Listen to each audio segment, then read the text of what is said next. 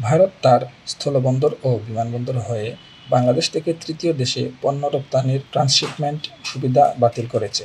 মঙ্গলবার ৮ এপ্রিল ভারতের কেন্দ্রীয় সরকার এ সিদ্ধান্ত কার্যকর করে একটি প্রজ্ঞাপন জারি করে। এই সিদ্ধান্তের ফলে বাংলাদেশের পণ্য এখন থেকে ভারতের বন্দর ব্যবহার করে নেপাল, ভুটান বা মিয়ানমারের মতো তৃতীয় দেশে রপ্তানি করতে পারবে না। ফলে দেশের রপ্তানি খাতে বাড়তে পারে পরিবহন জটিলতা ও খরচ।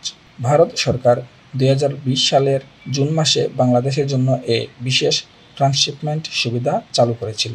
এতে করে ভারতের কিছু নির্ধারিত স্থল, শুল্ক স্টেশন, সমুদ্র বন্দর ও বিমানবন্দর ব্যবহার করে বাংলাদেশ সহজেই তৃতীয় দেশে পণ্য পাঠাতে পারত।